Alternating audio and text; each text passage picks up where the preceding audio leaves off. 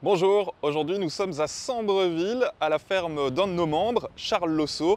C'est ici que Terre Vivante organise un de ses tours de plaine. Et aujourd'hui, la thématique, c'est la gestion des engrais verts. On va aller voir ça.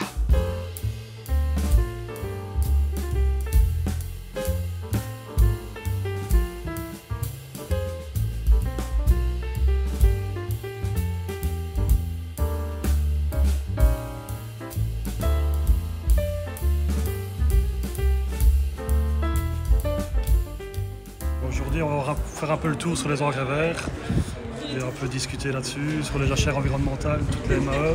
On a semé des choses, donc à voir. On verra le résultat. Est-ce que ça amène pour toi, en tant que membre aussi de Terre Vivante, d'accueillir un tour de ferme, de pouvoir montrer ce que tu fais? Justement, c'est pour pouvoir avancer un petit peu et avoir les critiques et les points positifs et négatifs découverts, ce qu'on peut améliorer. C'est toujours avec le groupe qu'on va avancer et on va voir ce qu'on fait de bien ou pas bien.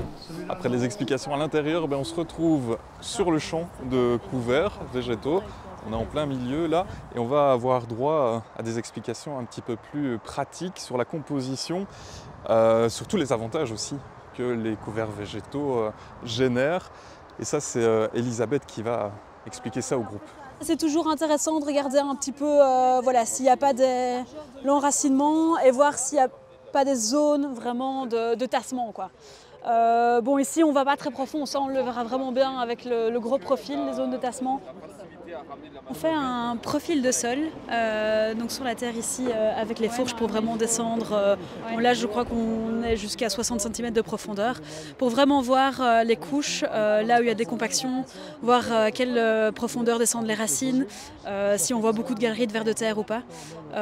Les résultats sont assez intéressants. Ici pour le coup il y a quand même pas mal de compactage, on le voit, vraiment des zones, on voit à 15 cm, donc ce qui correspond plus ou moins au passage du déchaumeur, et on voit une encore un peu profond qui est probablement une ancienne semelle de labour ou d'outils qui sont des produits plus profonds, qui pourtant ne sont plus trop d'utilité pour l'instant ces dernières années, mais donc qui montrent qu'il faut du temps avant de récupérer la bonne structure. Parce qu'on voit notamment donc, dans les galeries de vers de terre que les racines des couverts descendent vraiment profond, d'où l'intérêt ici par exemple de passer à un fissurateur pour vraiment permettre aux racines, surtout dans le grès vert, c'est le bon moment dans la rotation pour vraiment descendre bien profond dans les fissures qui ont été faites, éviter qu'elles se recolmatent en fait, pour vraiment aérer le sol, et après les vers de terre qui vont se développer dedans et après ça va faire un baume. Quel intérêt tu trouves toi dans ces tours de plaine? Partager, écouter la sagesse de Terre Vivante, mais surtout l'expérience des agriculteurs. Le partage tout simplement en fait, l'expérience, le retour d'expérience positive mais aussi négative. C'est pas tout à fait mon système parce que moi je suis focalisé sur la luzerne et sur les cultures d'automne plutôt que sur les cultures de printemps. Voilà. Ici c'est un couvert entre une culture d'hiver et une culture de printemps, voilà, mais c'est pas dans mon système pour le moment en tout cas. Là. Je suis curieux quoi. Et puis en comparaison, cette année-ci, après le métail, parce que on a fait un bimétail, on a semé un couvert, on a semé en vue de le récolter, c'était pas en vue d'un couvert, un mélange de tournesol et de trèfle d'Alexandrie. Ça me permet un peu de comparer les végétations. L'intérêt d'un tour de plaine comme ici, c'est plutôt de voir et de se renseigner sur ce qui se passe chez les autres et de voir notre cas par rapport aux autres, tout simplement. On voit que les terres sont tout à fait hétérogènes par rapport à chez nous.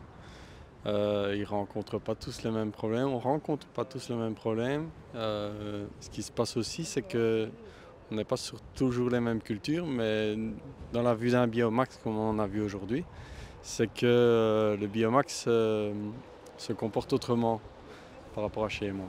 Voilà.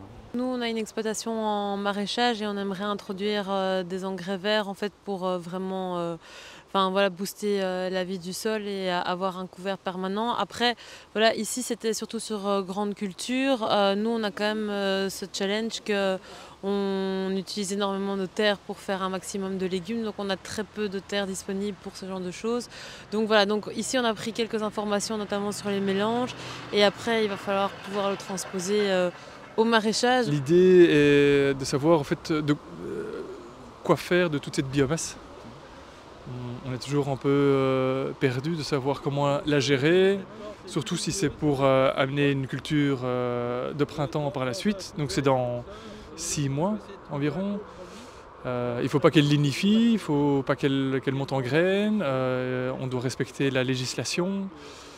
Voilà, un peu tout ce schmilblick à mettre en place pour savoir finalement quelle est la meilleure période de semis, les meilleures essences à mélanger et comment gérer la suite de cette culture. On termine ce tour de plaine ici. Merci à ceux qui étaient présents. Pour ceux qui n'ont pas pu être des nôtres, eh bien, ce n'est pas grave. Il y aura d'autres activités, d'autres tours de plaine durant les prochaines semaines et les prochains mois. Pour ne rien louper, restez à l'affût de nos publications sur les réseaux sociaux. Abonnez-vous si ce n'est pas déjà fait. On se voit la prochaine fois. À bientôt.